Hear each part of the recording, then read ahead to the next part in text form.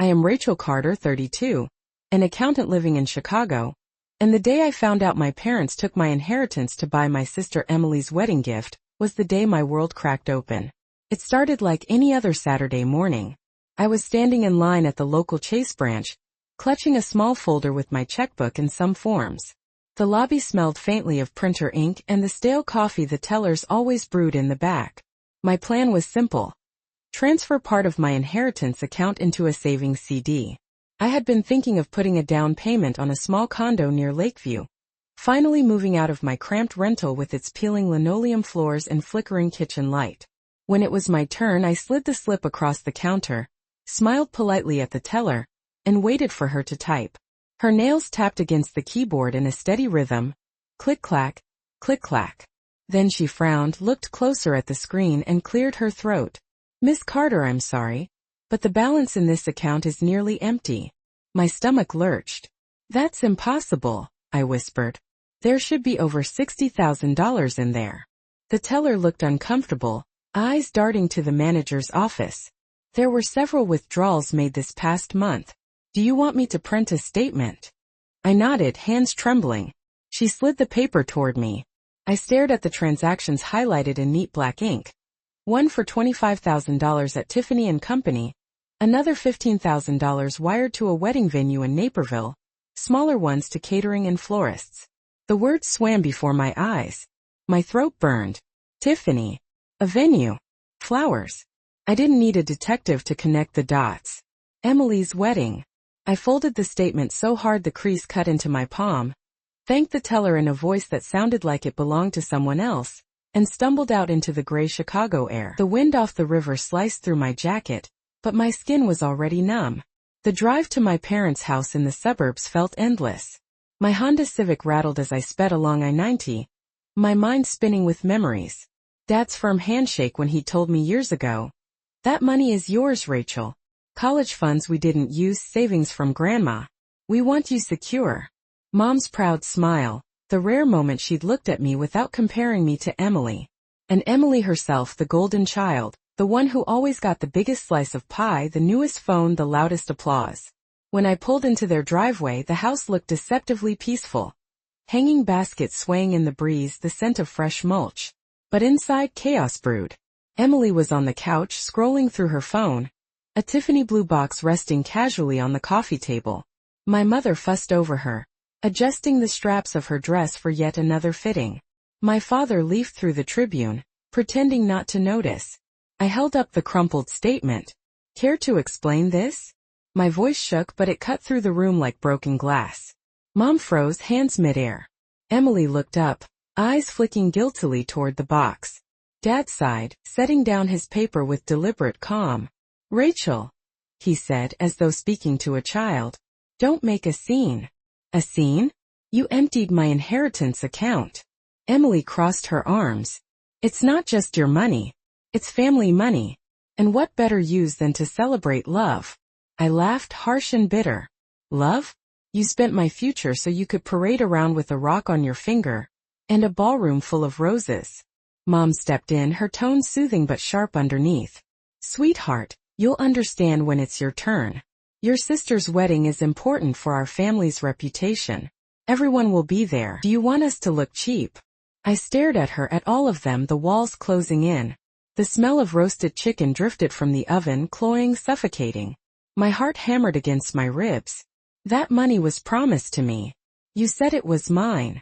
Dad leaned forward, his eyes hard. "We did what we had to do. Stop being selfish." The word hit me like a slap. Selfish. As if decades of being second best, of swallowing every slight, of watching Emily bask in spotlight after spotlight wasn't enough.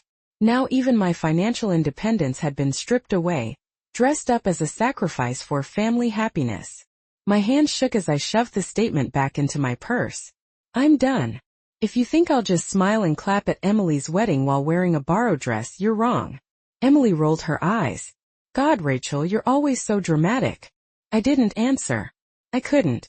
I stormed out, the screen door slamming behind me. The spring air hit my face, but it didn't cool the fire raging in my chest. My phone buzzed with a notification. Group text lighting up about wedding rehearsal times, but I shoved it into my pocket. As I slid into my car, the crumpled bank statement peeked out of my purse, the black ink bold against the white. A symbol of betrayal, but also, I realized, evidence. My fingers tightened around the steering wheel. I didn't know what I was going to do next, but I knew one thing. This time I wasn't going to stay silent.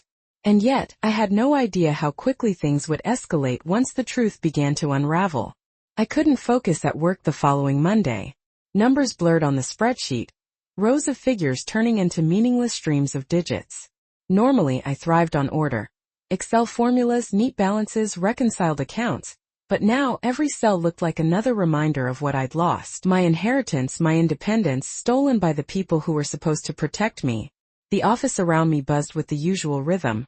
The hum of the copy machine spitting out reports, the aroma of burnt coffee drifting from the break room, the click of heels against the tile as coworkers rushed to meetings. Melissa from payroll leaned on my cubicle wall, chatting about her weekend trip to Wisconsin Dells, laughter spilling from her lips. I nodded in the right places, but my smile felt plastered. Inside, a storm brewed. Every time I blinked, I saw the Tiffany blue box on my parents' table. The smug curve of Emily's smile. The way Dad's voice dripped with disdain when he'd called me selfish. The crumpled bank statement sat in my desk drawer now, buried beneath pens and sticky notes, but I could feel its weight pressing on me, as if the paper itself carried my shame. Around noon I pushed my chair back, grabbed my lunch and sat alone in the corner of the break room. The fluorescent lights flickered, casting a harsh glow over my sandwich. I unwrapped it, but the smell of turkey and mustard turned my stomach. My phone buzzed again, Mom calling. I watched it vibrate across the table, the screen lighting up with her name. For a moment I considered answering, hearing her out, maybe even begging her to return what was mine. But the memory of her words, "Do you want us to look cheap?" stung too sharply. I let the call go to voicemail. Later that afternoon, during a budget meeting, my manager, David, asked me a question about projected expenses.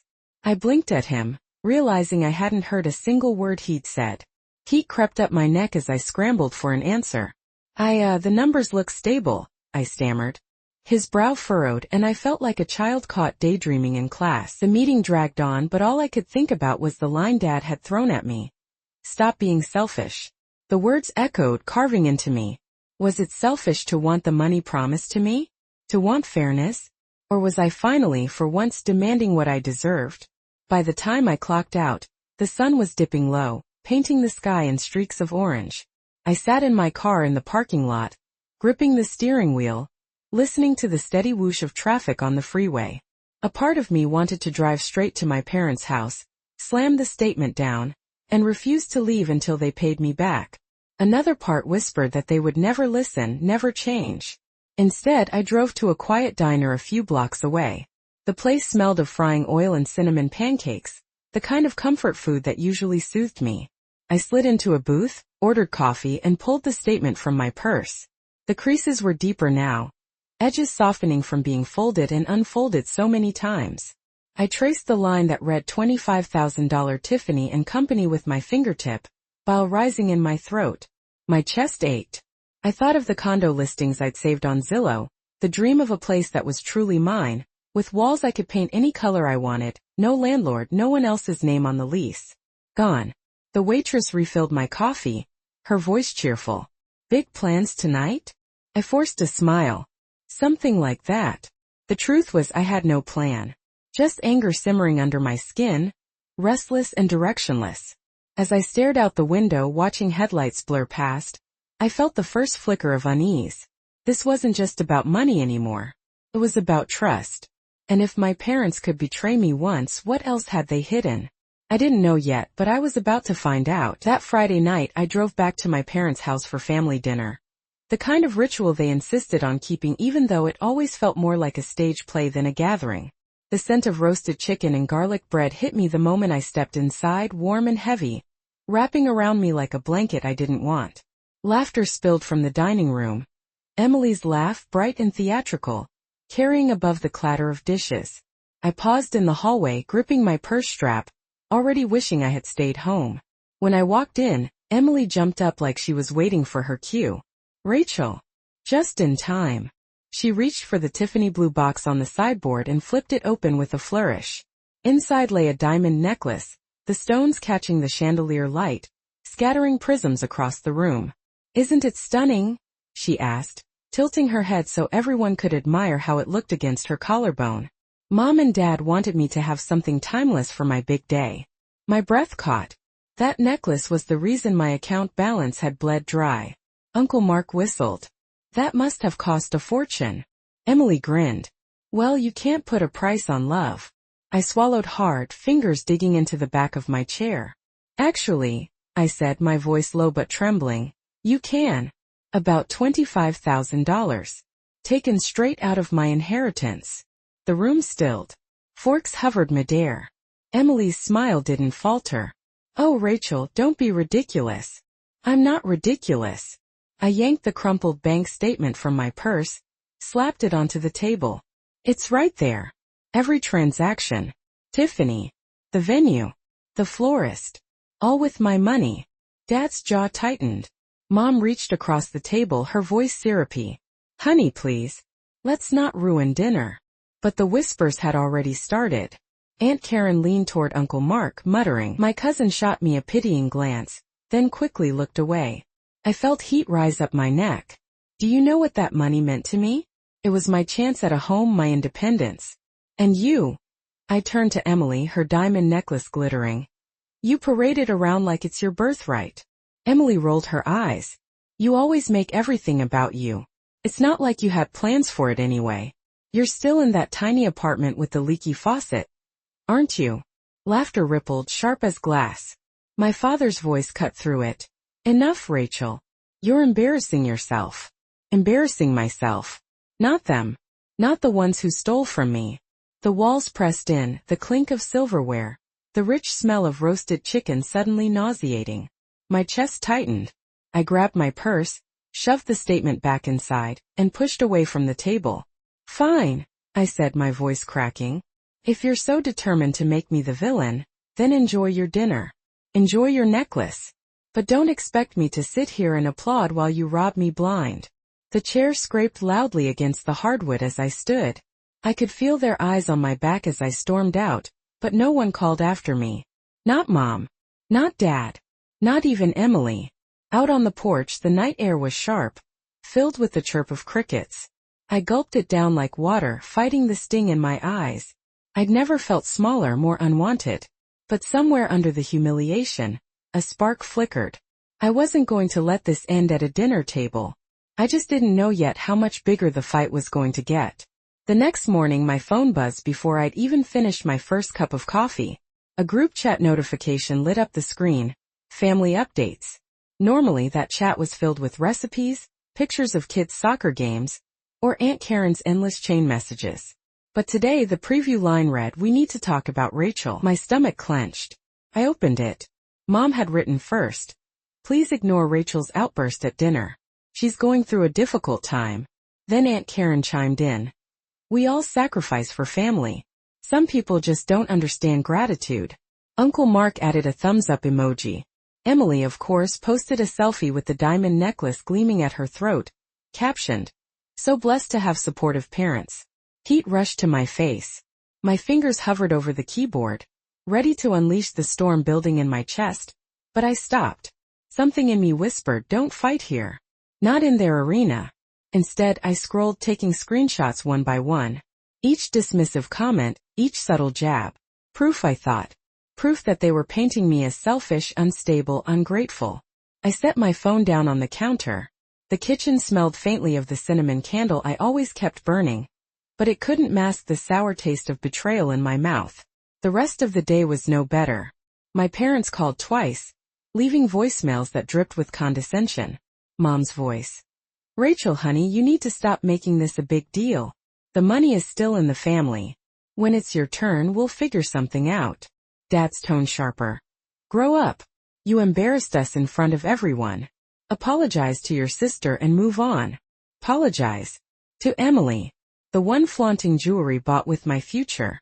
I paced my apartment, the creaky floorboards groaning under my bare feet.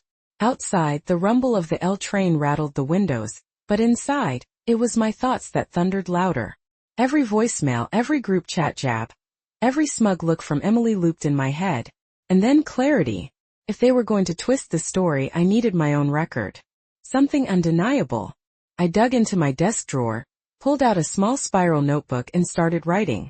Dates, amounts, words exchanged. I printed the bank statements again, sliding them into a folder. I saved every screenshot into a separate album on my phone. The folder grew thicker that weekend, heavy with evidence. It felt almost ritualistic, each page a piece of armor. For the first time, my anger began to take shape, sharpening into something useful. But with every step I took, my parents escalated theirs.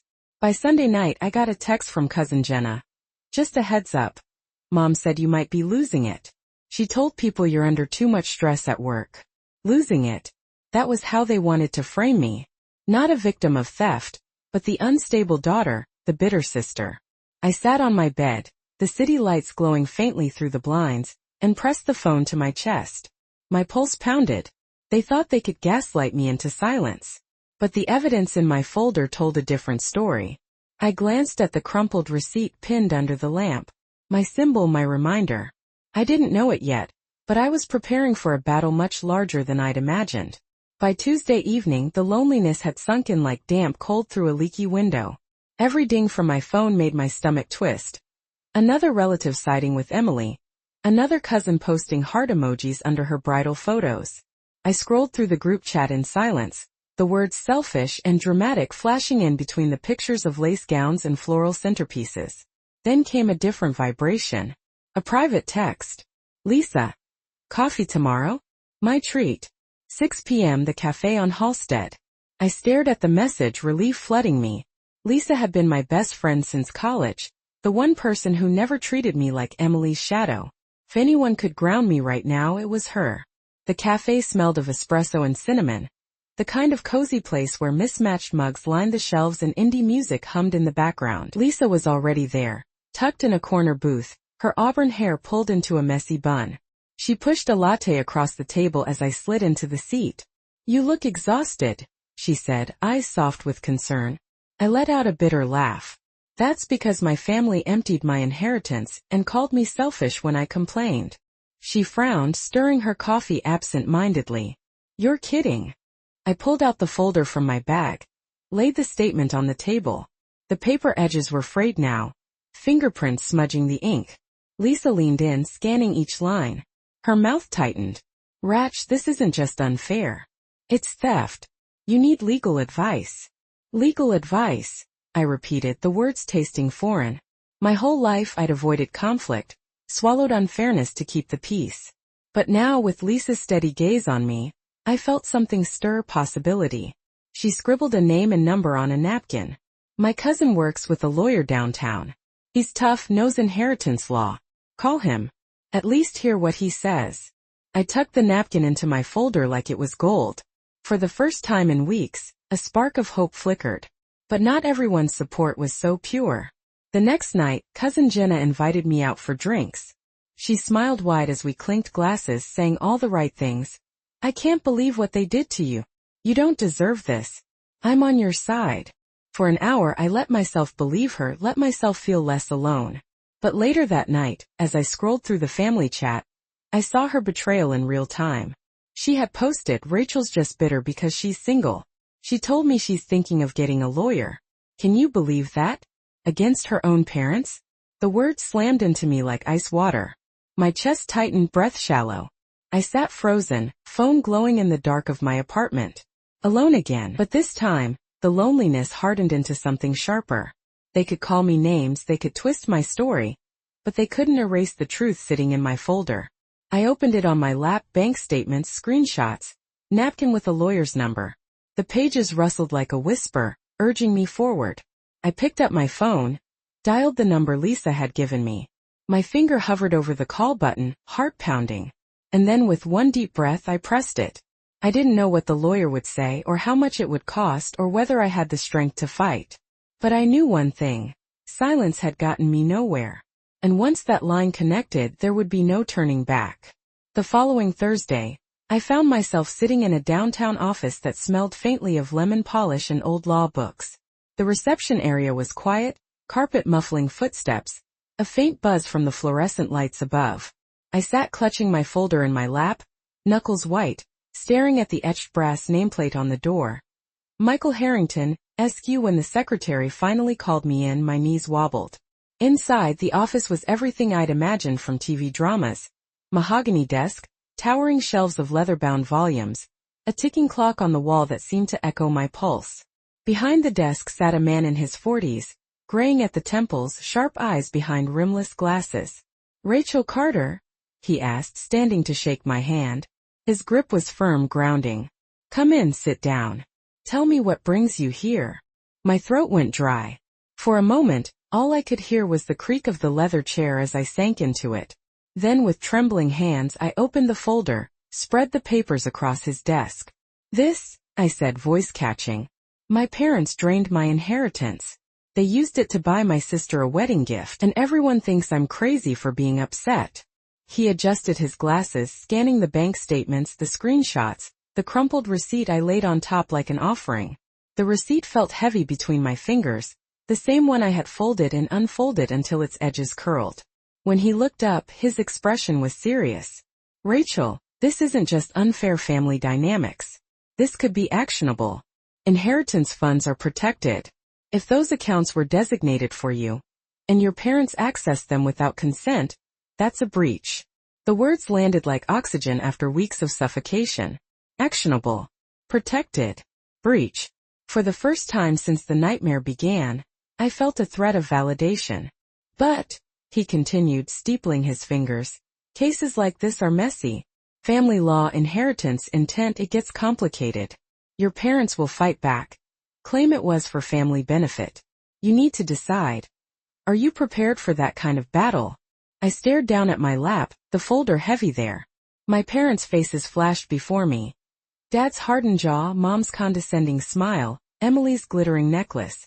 Then I thought of my apartment, the peeling paint, the Zillow listings I'd bookmarked, the dream of a place that was mine. "Yes," I said quietly at first, then louder. "Yes. I can't let them get away with this." He nodded once, crisp. "Then we'll start by documenting everything. Keep copies of every statement, every message. If they've transferred property or made large withdrawals, we'll find the trail." I exhaled shakily. The clock ticked on the wall, steady, relentless, like time itself agreeing with him. When I stood to leave, he handed me a business card, firm and reassuring. "Rachel, you're not alone in this anymore." Outside, the city roared with traffic, horns blaring, wind whipping down the canyon of glass towers. But inside me, for the first time, was quiet resolve. I walked back to my car, folder tucked against my chest. The receipt poked from the top like a flag. It wasn't just evidence now, it was my shield.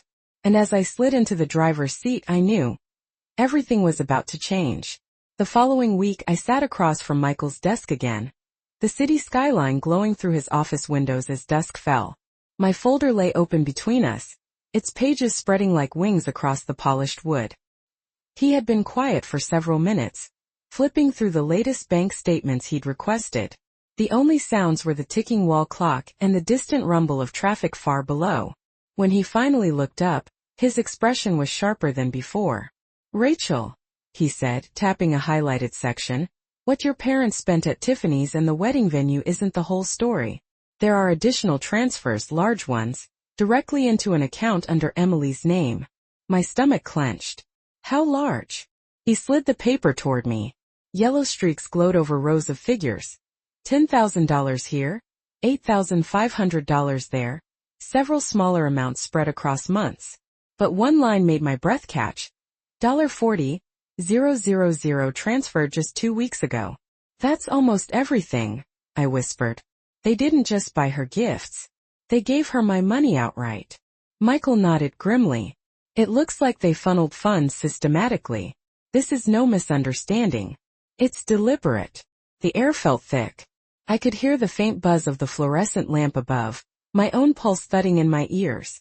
For weeks I'd let myself believe maybe it was a mistake, maybe my parents hadn't realized the damage.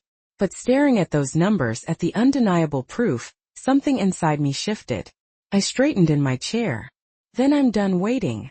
I want to take action. Whatever it takes." Michael leaned back, assessing me. "That's a big step. It means confrontation, potentially court. Are you ready for the fallout? Family will choose sides. They'll call you ungrateful, vindictive. They already have, I said, voice steadier than I felt. I thought of the group chat screenshots stored in my phone, the whispers, the pitying glances at dinner. But this isn't just about me anymore. If they can steal from me, they'll keep doing it. Someone has to stop them. He gave a small approving nod. Then we build a case. That night, back in my apartment, I spread the documents across my kitchen table. The overhead light buzzed, casting harsh shadows over the papers. My spiral notebook lay open, pen poised. One by one I copied transaction dates, amounts, notes. My handwriting pressed harder with each entry, grooves etching deep into the paper. The crumpled receipt sat beside me, its edges curling further, like it had weathered the storm with me. I smoothed it gently, almost reverently. It wasn't just paper. It was the moment I woke up, the moment everything started to unravel. I whispered aloud, the sound foreign in the empty room. I won't let them bury me. Not this time. The words hung in the air, a vow. By midnight, the city outside had gone quiet, only the occasional siren slicing through the stillness. I stacked the papers neatly into the folder, slid it into my bag. My shoulders ached, my eyes burned, but for the first time, exhaustion carried a strange sweetness. It wasn't defeat, it was preparation. As I crawled into bed, the vow echoed in my mind, steady as the ticking of Michael's office clock. I had been the quiet one, the accommodating daughter, the overlooked sister. But that Rachel was gone. The new Rachel was ready to fight. And I knew with bone-deep certainty that the next time I faced my family, I wouldn't be the one trembling. The following Saturday, my apartment looked less like a home and more like a war room. Papers were spread across every surface. Statements, screenshots, scribbled notes. My laptop hummed on the kitchen table. Tabs open to bank portals, property records, even Emily's Instagram feed where she flaunted every purchase like a trophy. The smell of reheated pizza lingered in the air, cold coffee cups lined the counter, and sticky notes bloomed across the wall like neon petals. April transfer, $8,500. Wedding invoice paid with my funds. Screenshot group chat. She's losing it. Each piece I added to the pile felt like laying another brick in a fortress. Michael had given me a list the day before. Gather receipts, trace communication, secure timelines. Details win cases, he'd said, his pen tapping against his legal pad. Judges like patterns. Patterns tell the story better than outrage. So I built my story one highlight at a time. Late that afternoon I drove to a copy shop downtown.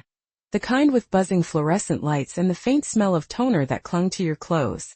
I fed page after page into the machine, the mechanical hum steady, hypnotic. The stack of duplicates grew taller, heavier, until it felt like the weight of proof itself. The clerk, a college kid with earbuds dangling, glanced at the mountain of papers. Big project. Something like that, I said, sliding bills across the counter. Carrying the box back to my car, I felt both exhausted and strangely alive. For weeks I'd been the one reacting, shrinking under their gaslighting. But now I was gathering strength, each document a weapon, each screenshot a shield. That night Lisa came over with Thai takeout. She perched on my couch, cartons spread across the coffee table between stacks of evidence. Wow, she said, picking up a sticky note and squinting at my scrawl. You're building a caseboard like in those crime shows. I smiled faintly. Feels like it. Her expression softened.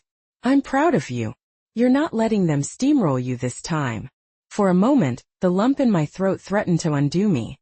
I blinked hard, focusing on the pad thai cooling in front of me. I don't know what'll happen when this goes public. When the rest of the family finds out. Lisa reached across, squeezed my hand. Then they'll see the truth. And if they don't, that's on them, not you. Her words settled in my chest like a warm stone. For once I wasn't completely alone. 2 days later Michael called. Rachel, I've set up a mediation meeting with your parents and Emily. It's informal, but it'll get everything on the table. Bring your folder. My pulse kicked hard. Mediation. Face to face. That night I couldn't sleep. I lay in bed staring at the ceiling, the city's glow seeping through my blinds. The folder sat on my nightstand, bulging with copies and receipts, like a silent companion. I reached out, rested my hand on it. For weeks that crumpled receipt had been my only lifeline. A reminder I wasn't crazy. Now it was part of something bigger, an arsenal. I whispered into the dark. I'm ready. And though my stomach twisted with fear, somewhere beneath it, determination burned steady. The mediation was set for a Wednesday afternoon at a neutral office downtown. The building was sterile, gray stone mirrored windows, a lobby that smelled faintly of disinfectant and carpet cleaner. My heels clicked against the tile as I followed Michael up to the 4th floor, every step echoing like a countdown. Inside the conference room, the air was heavy with recycled coolness, fluorescent lights buzzing faintly above. A long table stretched between us. On one side, me and Michael, my folder stacked neatly in front of me. On the other, my parents and Emily. Mom wore pearls, her hair coiffed perfectly, as if appearance alone could erase guilt. Dad sat stiff, his hands clasped, jaw tight. Emily lounged casually, a smirk tugging at her lips, diamond necklace catching the cold light.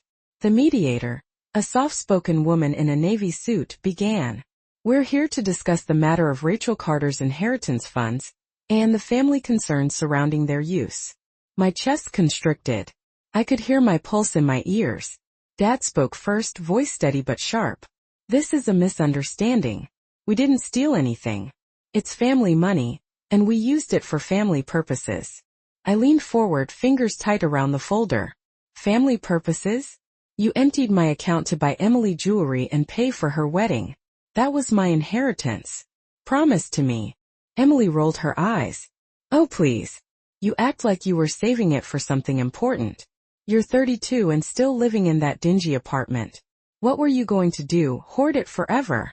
Her words sliced deep, but I forced myself to stay steady. I was saving for a home. For independence.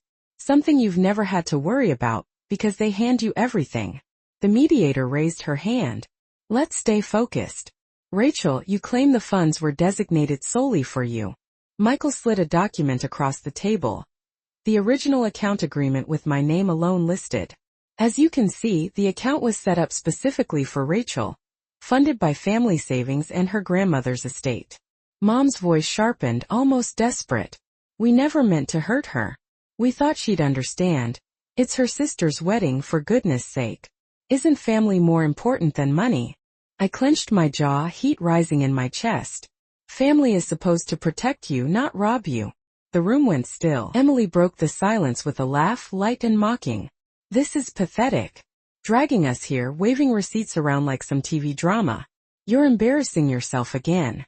I looked straight at her, steady now. The only embarrassing thing is how far you're willing to go to keep pretending you earned any of this. Michael's calm voice cut through. Rachel has provided substantial documentation of unauthorized withdrawals, but we've also uncovered additional evidence. He opened a manila envelope and slid out fresh statements, thicker than before. The yellow highlighter streaks glowed even under the cold lights. Dad's composure cracked. His eyes darted to Mom, who shifted uncomfortably. Emily's smirk faltered just slightly. The mediator adjusted her glasses, scanning the pages. These are direct transfers to Emily's personal account. Emily's cheeks flushed, but she crossed her arms defiantly. So what? They wanted to help me. What's wrong with that? My voice trembled, not with weakness but with fire. What's wrong is you helped yourself to my future. And you all tried to convince me I was crazy for caring. The silence that followed was sharp, charged. The mediator cleared her throat. Clearly, there are serious discrepancies here. We'll need to address these transfers in detail. As she spoke, I glanced at Michael. He gave the smallest nod, reassurance in his steady gaze. For the first time I felt the ground tilt, not beneath me but beneath them. And though the battle was far from over, I knew one thing. The mask was starting to slip. The mediator shuffled the stack of highlighted statements, her brow furrowing deeper with each page. The fluorescent lights hummed above us, the conference room air stale and dry. I sat rigid, palms flat against the cool surface of the table, waiting for the next blow. Then Michael reached into his briefcase, pulling out a crisp manila envelope. We've uncovered something further, he said evenly, sliding the envelope into the center of the table. Dad's eyes narrowed. What is this supposed to be? Michael's voice was calm but deliberate. A copy of a property deed filed last month. It shows a transfer of ownership for a house in Naperville. The title is in Emily Carter's name. The funds for the down payment came directly from the inheritance account belonging solely to Rachel Carter. The silence was absolute. I could hear the faint buzz of the air conditioner, the creak of leather as Emily shifted in her seat. Finally I found my voice. You didn't just take my money for a necklace or a wedding. You bought her a house. Emily's smirk vanished. Her face drained of color, then flushed crimson. That's not true, she stammered, glancing at our parents. But Michael pushed the deed across the table, the legal seal gleaming under the fluorescent light. It's right here. Signed by your parents. Filed at the county office. Irrefutable. Mom's pearls seemed to tighten around her neck as she clutched them. We only wanted to give Emily a stable start. She's getting married, starting a family. She needs a home. My hands trembled, but not with weakness, with fury. And what about me? I've been saving for years, dreaming of my own place, and you decided my future wasn't worth protecting? That her comfort mattered more than my independence. Dad slammed his palm on the table. Enough. We did what we thought was best for this family. You'll understand when you're older. I'm 32. I snapped, my voice echoing off the sterile walls. I'm not a child. I'm not your afterthought. You stole from me and tried to bury the truth. Emily's eyes flicked to the deed, then back at me. For the first time her bravado cracked. She fiddled with her necklace, her lips pressed tight. The mediator broke the tension. These are serious allegations supported by official documents. This is no longer just a family disagreement. It has legal implications. Mom's voice wavered. Rachel, please. Don't drag this through the courts. Think about what it will do to our reputation. I laughed, the sound bitter. Reputation? That's all you've ever cared about. Not fairness. Not me. The air hung heavy, thick with the weight of what had just been exposed. I glanced at Michael. His steady nod grounded me. For weeks they'd painted me as dramatic, selfish, unstable. But now the truth sat on the table in black and white. And though fear twisted in my stomach, beneath it pulsed something stronger, power. The tide was turning and they knew it. But I also knew. When cornered, my parents wouldn't go down quietly. And the next move they made would be the most dangerous yet. The night after mediation, I sat in my apartment staring at the city lights through the blinds. My phone buzzed constantly, calls from Mom, texts from Dad, even voicemails from relatives who hadn't spoken to me in years. I ignored them all. But when the fifth call came in, I finally picked up, exhaustion outweighing anger. Mom's voice spilled through the line, brittle and frantic. Rachel, you cannot do this. Do you understand? If you pursue this, you'll destroy us. People will talk. Your father's colleagues, the church, our neighbors, what will they think? I closed my eyes, pressing the phone tighter to my ear. What will they think when they find out you stole from me? When they see the deed with Emily's name on it? Her voice cracked. We did it for family. Emily is starting her life. We couldn't let her fail. And what about my life, Mom? My throat burned. When has my future ever mattered to you? There was silence, just her uneven breathing on the other end. Then Dad's voice thundered in, sharp and commanding. Rachel, listen to me. Drop this nonsense. Withdraw the complaint. Sign whatever Harrington has filed, and we'll move past it. If you don't, he paused, his tone darkening. If you don't, you're no longer part of this family. The words hit harder than I expected. For a moment I was 12 years old again, desperate for approval, begging for scraps of praise. But I wasn't 12 anymore. I steadied my voice. If being part of this family means being robbed and silenced, then maybe I don't want it. Dad's growl vibrated through the line. Ungrateful. You'll regret this. He hung up before I could respond. That weekend I drove to their house one last time, folder tucked under my arm. The front lawn was immaculate, hydrangeas blooming in perfect rows, but the air felt heavy like a storm waiting. Inside, the kitchen smelled of wine and lemon cleaner. Mom sat at the island, pearls still around her neck even in the dim evening light. Dad stood by the window, arms crossed. Emily leaned against the fridge, scrolling her phone, pretending disinterest. Dad turned, his eyes cold. We'll give you one last chance. End this, Rachel. Sign a release. Walk away. My hand shook, but I set the folder on the counter, flipping it open to the deed, the statements, the screenshots. The papers rustled like a challenge. "No," I said. The word was small, but it carried weight. "I'm not walking away." Emily scoffed, tossing her hair. "You're pathetic. Do you really think a judge is going to side with you over your own parents?" Michael's voice echoed in my memory. "Details win cases." I tapped the folder with my fingertip. "I don't need to think. I have proof." Mom's eyes glistened, her voice trembling. "Rachel, you're tearing this family apart." Tears pricked at my own eyes, but I refused to let them fall. "No, Mom. You did that the moment you chose her future over mine." For a long moment no one spoke. The refrigerator hummed. A clock ticked faintly in the living room. Finally, Dad slammed his fist against the counter. "So be it. If you want a war, you'll get one." I gathered the papers back into the folder, tucking it under my arm. My heart pounded, but my steps were steady as I walked to the door. I paused with my hand on the knob, the house behind me suffocating with tension. "You think I'll regret this?" I said without turning. "But the truth is, you already regret underestimating me." And with that I walked out into the night, the cool air sharp against my cheeks. The ultimatum had been set. There was no going back now. The courthouse smelled of floor polish and old paper, a mixture that clung to the air like history itself. Sunlight streamed through tall windows, illuminating dust motes that floated lazily despite the storm brewing inside me. My heels clicked against the marble floor as I followed Michael toward courtroom 6B, the folder heavy in my arms. Inside, the room buzzed with quiet tension. Wooden pews creaked as relatives slipped into rows, some whispering, some avoiding my eyes altogether. Emily sat at the plaintiff's table with our parents, their lawyer whispering furiously into Dad's ear. Mom clutched her pearls so tightly her knuckles whitened. Emily for once wasn't smirking. When the judge entered, everyone rose. The gavel struck, sharp as thunder. Case number 24-317, Rachel Carter versus Charles and Diane Carter, regarding misappropriation of inheritance funds. Hearing it spoken aloud sent a chill down my spine. This wasn't a family squabble anymore. It was official, on the record. Michael rose first. His voice was calm, deliberate. "Your Honor, this is not a matter of misunderstandings or familial generosity. This is theft.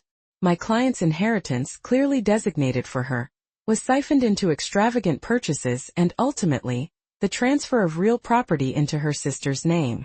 The opposing lawyer scoffed. "Your Honor, these funds were always considered family assets. My client simply chose to use them in a way that benefited the family as a whole." I couldn't stay seated. My voice burst out, trembling but firm. "It didn't benefit me. It robbed me." The judge's eyes flicked toward me, stern but not unkind. "Miss Carter, you'll have your chance." When it came, Michael guided me to the witness stand. The wood felt cool beneath my fingertips as I placed my hand on the Bible, swearing to tell the truth. My heart pounded so hard it almost drowned out my own voice. I began slowly recounting the day at the bank, the teller's awkward apology, the moment the statement slid across the counter. I described the Tiffany blue box gleaming under the chandelier, Emily's necklace sparkling, while my father called me selfish. Every word tasted like rust, but I forced it out piece by piece. Michael handed me the crumpled receipt. I held it up, the paper-worn edges curling. This was the first proof. I kept it because I knew if I let go of it, I'd let go of myself. Gasps rippled through the pews. Then came the deed. Michael laid it on the judge's bench, the embossed seal glinting in the fluorescent light. "And this, Your Honor, is the most egregious evidence.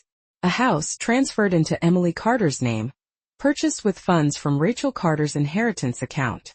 The room went still. Emily's face paled, her lips parting soundlessly. Mom's voice cracked as she blurted, "We only wanted to help her start her life." The judge cut her off, gavel striking. "Silence, you'll have your turn." I looked straight at my parents, my voice steady now. "You told me family mattered more than money. But what you really meant was Emily mattered more than me." For the first time, Dad's gaze faltered. His shoulders slumped just barely, but enough for me to see the crack. The lawyers argued, motions flying back and forth, but the tide had shifted. Every document Michael presented painted the same picture. Deliberate transfers, concealed decisions, betrayal dressed as family duty.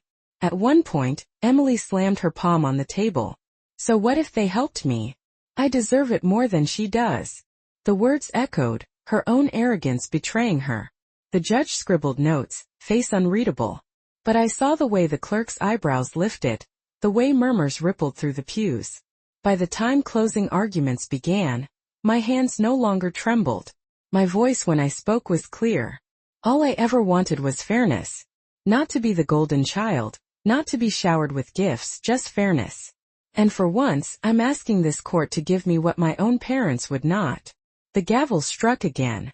Court will reconvene tomorrow for ruling. As we filed out, the tension hung like a storm about to break. My folder felt lighter in my arms, but my chest still ached. The truth was finally out, exposed under the harsh light of the courtroom. But tomorrow would decide everything. The next morning, courtroom 6B was colder than the day before. Maybe it was the air conditioning, maybe it was the weight of what was about to happen. I sat at the table beside Michael, hands clasped so tightly my knuckles ached. The folder lay in front of me, thinner now that most of its contents had been entered into evidence. The judge entered. Everyone rose. The gavel struck once, echoing like a final heartbeat. After reviewing the documentation and hearing testimony, this court finds substantial evidence of misappropriation of inheritance funds, the judge said, voice even but firm. The account in question was established for Rachel Carter alone. The use of these funds to purchase luxury goods and real estate for Emily Carter constitutes unlawful transfer. A murmur rippled through the pews. My breath caught. The court rules in favor of the plaintiff, Rachel Carter. Restitution is to be made in the amount of $68,500, plus applicable legal fees. The property deed will be subject to further review pending restitution. The gavel fell. Decision made. For a moment I couldn't breathe. My chest felt hollow like the words had punched the air out of me. I had won. On paper in law. But the victory didn't feel like fireworks. It felt like ashes drifting through the air. I turned just slightly enough to see my parents. Mom's face was pale, lips trembling, pearls loose in her fingers as if even they couldn't anchor her anymore. Dad stared straight ahead. Jaw clenched so tightly a vein bulged at his temple. Emily, red-faced, muttered something under her breath, shaking her head violently as if denial could undo the ruling. They didn't look at me. Not once. Outside the courthouse, the September air was sharp, almost metallic. I stepped onto the wide stone steps, blinking against the bright sunlight. Reporters weren't there. This wasn't the kind of case that drew headlines, but the silence still felt loud. Lisa was waiting at the bottom, coffee in hand. She opened her arms without a word, and I collapsed into them, the folder slipping from my grip. For the first time in weeks, I let the tears fall freely. Relief, anger, grief, they all tangled together until I couldn't tell them apart. You did it, she whispered against my hair. You actually did it. I pulled back, wiping my face. Then why does it feel like I lost everything? Her eyes softened. Because sometimes justice doesn't heal right away. But it's a start. That night, my apartment was eerily quiet. I walked from room to room, past the sagging couch, the chipped counter, the squeaky bathroom door. Nothing had changed, yet everything had. I set the crumpled receipt, my first piece of proof, on the nightstand. For weeks it had been my lifeline. Now it was a relic, fragile but powerful. I sank onto the bed, exhaustion pressing down on me. My phone buzzed, another group chat message unread. I didn't open it. Not tonight. Instead I closed my eyes, listening to the distant hum of the L train outside. For the first time in months the sound wasn't suffocating. It was steady, rhythmic. Life moving forward. The next morning sunlight filtered through the blinds, softer than before. I brewed coffee, the rich scent filling the kitchen, and stood with my mug at the window.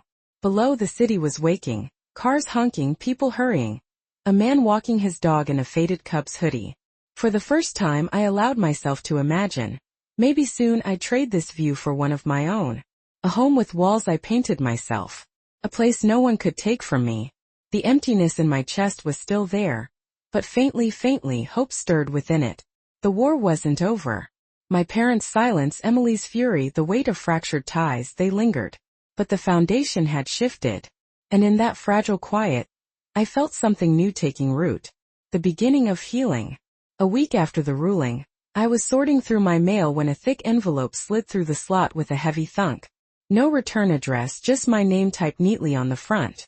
Inside was a notice: bankruptcy proceedings. My parents' name stared back at me in black ink. Charles and Diane Carter, filed 2 months earlier, long before the mediation, long before the trial. My breath caught. So that was the truth they had tried so hard to bury. I brought the envelope straight to Michael's office. The lemon polish smell hit me again as I sank into the leather chair across from his desk, the papers shaking in my hands. They were already bankrupt, I said, voice hoarse. They funneled my money to Emily because they were drowning. And instead of telling me, instead of asking for help, they just stole. Michael adjusted his glasses, scanning the documents carefully. It explains the desperation. The rushed transfers. The property in Emily's name might have been a way to shield assets from creditors. The word stung more than I expected. Shield assets. Not protect family. Not help Emily. Just another scheme. I pressed my palms against my eyes, the darkness behind them throbbing. All this time I thought they just favored her. And they do. But this was about saving face. About hiding how far they'd fallen. Michael's voice softened.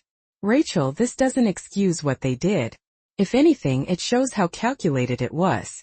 I nodded slowly, though the ache in my chest deepened. That evening, Lisa came over with takeout again. Sushi this time, the smell of soy and ginger filling the apartment. We sat cross-legged on the floor. The bankruptcy notice spread between us. They were drowning in debt, I said, picking at my chopsticks. And instead of admitting it, they threw me under the bus. They handed Emily everything, maybe thinking she'd stay untouchable. And I was just expendable. Lisa chewed thoughtfully. Maybe they thought if you never fought back, no one would find out. Her words landed heavy. That had always been my role. The quiet one, the peacemaker, the daughter who swallowed unfairness so the family could keep shining. But not anymore. I lifted the crumpled receipt from the nightstand, smoothing it gently on the table. This was the first truth they couldn't hide. And now this, I tapped the bankruptcy notice, is the last. Lisa studied me for a long moment. So what are you going to do with it? I thought of Emily's necklace glittering under the chandelier, of Dad's booming voice calling me selfish, of Mom's desperate plea not to ruin their reputation. Then I thought of the judge's gavel, of Michael's steady nod, of the apartment listings I still had saved. I'm going to live my life, I said finally, with the truth out in the open, and without their lies weighing me down. Later that night, I walked down to the lakefront. The water shimmered under the moonlight, waves lapping gently against the shore. I pulled my jacket tighter, breathing in the crisp air. Behind me the city glowed, skyscrapers like jagged teeth against the sky. In front of me the dark expanse of water stretched wide, endless. For the first time I felt the weight of their secrets lifting. They couldn't twist the story anymore. The narrative was mine now. I whispered it aloud, the words carried on the breeze. They chose pride over love. But I choose me. The lake rippled steady, endless, as if to answer back. I turned toward home, the crumpled receipt tucked safely in my pocket, the bankruptcy notice folded neatly beside it. Symbols of betrayal, yes. But also proof that I had survived it. And those scars remained, one truth pulsed stronger than all the rest. For the first time in my life, I wasn't their victim anymore. I was my own witness. My own voice. I signed the lease for my new condo on a crisp October morning. The air smelled faintly of leaves and distant bonfires, the kind of autumn day Chicago wears like a crown. The building wasn't fancy. Red brick, 3 stories with a view of a small park rather than the skyline. But the moment I stepped inside, keys jingling in my hand, I knew it was mine. The realtor handed me a folder of papers and smiled. Congratulations, Rachel. Welcome home. The word home echoed inside me, filling spaces I hadn't realized were still empty. Unpacking was slow but deliberate. Each box I opened felt like laying down roots. My worn paperbacks lined neatly on a shelf, my grandmother's quilt draped across the couch, a plant Lisa insisted I take sitting on the windowsill soaking up pale sunlight. On the kitchen counter I placed a simple wooden frame. Inside it was the crumpled receipt, smoothed as best as possible, edges still worn and creased. I'd considered throwing it away after the ruling, but instead I chose to honor it. That scrap of paper had been my first glimpse of truth. The moment I realized silence would no longer save me. Now it hung as a reminder, Not of betrayal but of survival. Life didn't become perfect overnight. My parents stopped calling. Emily blocked me on social media. Holidays passed in silence. Family dinners went on without me. Sometimes the ache of that loss hit hard, sharp as glass. But then there were mornings when I brewed coffee in my own kitchen, the rich aroma filling the air, and sunlight streamed across the floorboards I'd chosen myself. And in those moments I realized I hadn't lost a family. I had built boundaries. Lisa came over often, bringing groceries or just laughter. We'd sit on the balcony, wrapped in blankets, watching the city glow against the night sky. "You look lighter," she told me once, sipping wine from a mason jar. "Like you're finally breathing." I smiled, the truth warming my chest. I am. One Saturday I walked past a wedding party taking photos in the park across the street. The bride twirled, her dress catching the golden light, guests clapping. For a moment bitterness threatened to rise. The memory of Emily's necklace, of my parents' betrayal. But instead I breathed deep. The laughter floating on the breeze wasn't mine to resent. My path wasn't hers, and for the first time I was okay with that. I turned back toward my condo, my own front door waiting for me, and felt something close to peace. On my nightstand, the framed receipt glowed faintly in the lamplight that evening. I traced the crease with my fingertip, whispering the lesson it carried. Family without fairness isn't family. Love without respect isn't love. And silence in the face of betrayal isn't peace. It's surrender. I wasn't surrendering anymore. I was living. As I drifted to sleep that night, the city hummed around me. Cars honking, laughter from the park, the faint whoosh of the L train in the distance. For the first time in a long time it didn't feel like noise. It felt like belonging. I had fought for my voice. And I had won.